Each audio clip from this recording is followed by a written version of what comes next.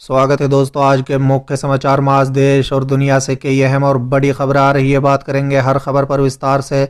पश्चिम बंगाल में बीजेपी को बड़ा झटका, ममता की मौजूदगी में मुकुल रॉय टीएमसी में शामिल। इसी के साथ अगली बड़ी खबर में आपको बताएंगे चढ़ूनी ग्रुप ने दिखाई ताकत, पानीपत से दिल्ली रवाना हुए किसान। एक और बड़ी अपडेट, बिहार में रजत ने मांझी के लिए खोला दरवाजा, तेज प्रताप से मिलने के बाद हम सुप्रीमो ने कही बड़ी बात। वहीं अगली बड़ी खबर में आपको बताएंगे उत्तर प्रदेश में सियासी हलचल तेज, अब ओम प्रकाश राजभर ने बुलाई अपनी पार्टी की बैठक। एक और बड़ी अपडेट, राजस्थान में विधायक और मंत्रियों की निगरानी, हर रोज मूवमेंट की देनी होगी जानकारी। एक और बड़ी अपडेट, बिहार में बीजेपी एमएलसी संजय पासवान ने विधान परिषद समिति से दिया इस्तीफा, सीएम नीतीश पर लगा रहे हैं निशाना। वहीं अगली बड़ी खबर में आपको बताएंगे सचिन पायलट ने ही तेंदुलकर से की होगी बात, बीजेपी में एंट्री के सवाल पर बोले बागी कांग्रेसी नेता। एक और बड़ी अपडेट, पेट्रोल डीजल की बढ़ती कीमतों को लेकर कांग्रेस का जोरदार प्रदर्शन, पार्टी ने कहा जनता को लूटना बंद करे मोदी। वहीं अगली बड़ी खबर में आपको बताएंगे सियासी सुगबुगाहट, उत्तर प्रदेश में आचार्य प्रमोद कृष्णा को चेहरा बनाए जाने की संभावना।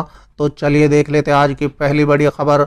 पश्चिम बंगाल में बीजेपी को बड़ा झटका, ममता की मौजूदगी में मुकुल रॉय टीएमसी में शामिल। दरअसल दोस्तों, पश्चिम बंगाल में भारतीय जनता पार्टी को एक बार फिर बड़ा झटका लगा है।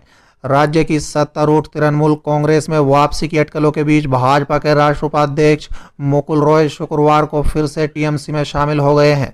बताया जा रहा है कि शुभेंदु अधिकारी के कारण मुकुल रॉय भाजपा से अलग हुए हैं। मुकुल रॉय के मुख्यमंत्री ममता बनर्जी की मौजूदगी में पार्टी में शामिल किया गया है।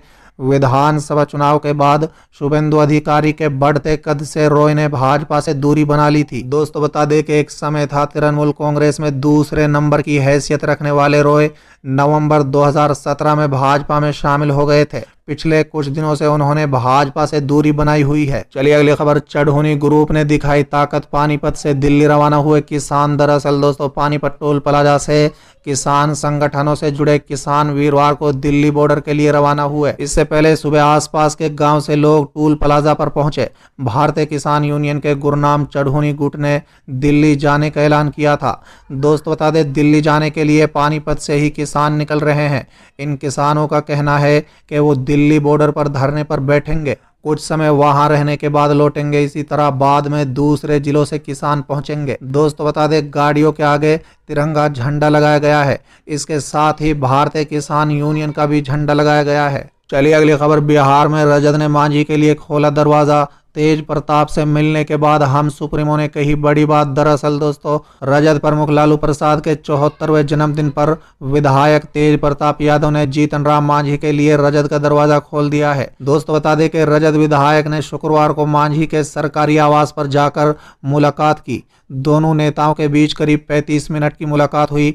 बाद में मीडिया के एक सवाल पर बातचीत का मजमून बताने से तेज प्रताप ने इनकार किया, लेकिन इतना कहा है कि मांझी के लिए रजत का दरवाजा खुला है। दोनों के मिलने पर बिहार के सियासी गलियारों में चर्चाओं का बाजार गर्म हो गया है। दोस्तों बता दें, एनडीए में रहते हुए लगातार मांझी के भाजपा के खिलाफ आ रहे बयानों को देखते हुए मुलाकात राजनीति के लिए नई करवट मानी जा रही है। हालांकि दोनों ने बाहर आकर पत्रकारों को संबोधित करते हुए इसे शिष्टाचार मुलाकात बताया है। दोस्त बता दें, मांझी ने कहा है कि आज लालू यादव का जन्मदिन है।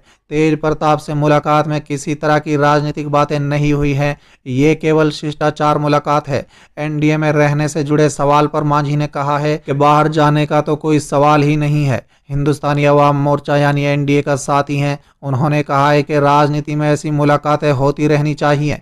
तेज प्रताप की ओर से ऑफर मिलने की बात को भी मांझी ने सिरे से नकार दिया है। जीतन राम मांझी की ही बातों को तेज प्रताप ने भी दोहराया, कहा है कि इस मुलाकात के सियासी मायने ना निकाले जाएं। चलिए अगली खबर, उत्तर प्रदेश में सियासी हलचल तेज, अब ओम प्रकाश राजभर ने बुलाई अपनी पार्टी की बैठक। दरअसल दोस्तों, उत्तर प्रदेश में विधानसभा चुनाव के लिए तकरीबन 8 महीने का वक्त बचा है, लेकिन सूबे में सियासी हलचल तेज हो गई है। मुख्यमंत्री योगी आदित्यनाथ दिल्ली दौरे पर हैं। इस दौरान वो प्रधानमंत्री नरेंद्र मोदी समेत बीजेपी के शीर्ष नेताओं से मुलाकात कर रहे हैं। वहीं दूसरी तरफ सुहेलदेव भारतीय समाज पार्टी के अध्यक्ष ओम प्रकाश राजभर ने आज लखनऊ में 11 बजे अपनी पार्टी की बैठक बुलाई है। दोस्तों बता दें, उत्तर प्रदेश में साल 2022 में विधानसभा चुनाव होने हैं। विधानसभा चुनाव को देखते हुए प्रदेश में सियासी सरगर्मी तेज हो गई है। खबर यह भी है कि सुहेलदेव भारतीय समाज पार्टी के अध्यक्ष ओपी राजभर से बीजेपी के नेताओं की बात चल रही है। इस काम में भारतीय जनता पार्टी ने पूर्वांचल के कुछ बड़े नेताओं को लगाया है। ओपी राजभर बीजेपी से अलग होने के बाद लगातार हमलावर हैं। दोस्त बता दे, राजभर बीजेपी को भारतीय झूठ पार्टी तक कह चुके हैं। दोस्त बता दें कि यूपी में सियासत लगातार बदलती हुई नजर आ रही है। 2 दिन पहले ही उत्तर प्रदेश से आने वाले पूर्व कांग्रेस नेता जितिन प्रसाद बीजेपी में शामिल हुए हैं। चलिए अगली खबर, राजस्थान में विधायक और मंत्रियों की निगरानी हर रोज मूवमेंट की देनी होगी जानकारी। दरअसल दोस्तों, राजस्थान में सियासी पारा एक बार फिर गर्मा गया है। सीएम अशोक गहलोत और सचिन पायलट गुट के बीच तीखी बयानबाजी के बीच बदलते घटनाक्रम में अब सीएम अशोक गहलोत ने किसी भी तरह की बगावत से बचने के लिए मंत्री और विधायकों की निगरानी शुरू कर दी है। सूत्रों के मुताबिक पायलट गुट के बगावत के बाद गहलोत ने विधायक और मंत्रियों की निगरानी शुरू कर दी है। हर सुबह 11 बजे अधिकांश मंत्री और विधायकों के पीए को मूवमेंट की जानकारी देने के लिए कहा गया है। उन्हें ये जानकारी देने के लिए कहा गया है कि मंत्री जयपुर में है या बाहर। यात्रा कार्यक्रम की पूरी जानकारी मांगी गई है। मंत्रिमंडल सचिवालय ने इस संबंध में आदेश दिए हैं। चलिए अगली खबर, बिहार में बीजेपी एमएलसी संजय पासवान ने विधान परिषद समिति से दिया इस्तीफा। सीएम नीतीश पर लगाते रहे हैं निशाना। दरअसल दोस्तों, बिहार की सियासत से जुड़ी एक बड़ी खबर आ रही है। भारतीय जनता पार्टी के विधान परिषद संजय पासवान ने विधान परिषद की समिति के सभापति के पद से इस्तीफा दे दिया है। उन्होंने सभापति से फैसले को लेकर नाराजगी भी जाहिर की है।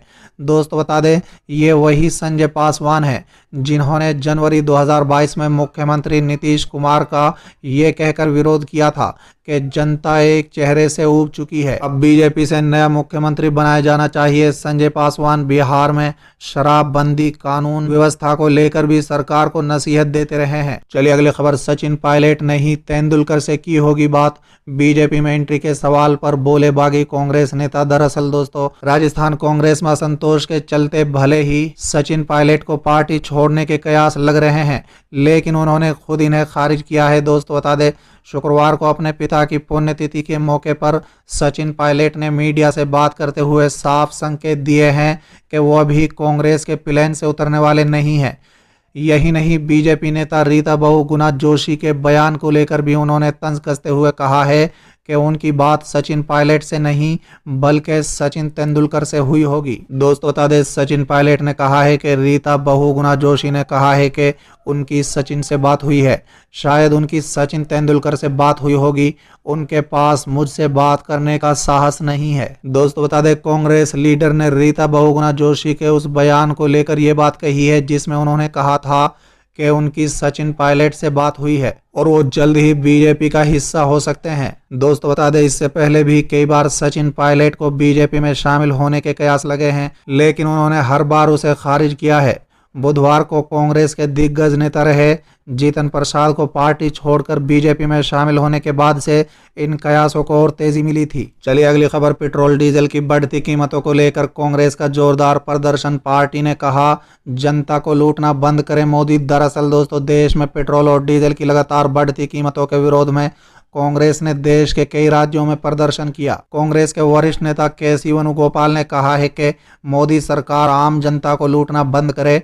पिछले 5 महीने में पेट्रोल डीजल के दाम 44 बार बढ़ाए गए हैं और 250 शहरों में पेट्रोल के दाम 100 रुपये प्रति लीटर से ज्यादा हैं। दोस्त बता दें, कांग्रेस ने तेल की कीमतों को लेकर देश भर के पेट्रोल पंपों के सामने देशव्यापी विरोध प्रदर्शन का ऐलान किया था। विरोध प्रदर्शन के दौरान कांग्रेस कार्यकर्ताओं और स्थानीय नेताओं ने दिल्ली, पंजाब और कर्नाटक समेत कई राज्यों में बैलगाड़ी पर चलकर अपना विरोध जताया। साथ ही केंद्र की नरेंद्र मोदी सरकार के खिलाफ नारेबाजी की। दोस्त बता दें कि देश में आज एक बार फिर पेट्रोल और डीजल के दामों में बढ़ोतरी हुई है। सार्वजनिक क्षेत्र के पेट्रोलियम कंपनियों के मूल्य अधिसूचना के अनुसार पेट्रोल का दाम 29 पैसे प्रति लीटर और डीजल का 28 पैसे प्रति लीटर बढ़ाया गया है।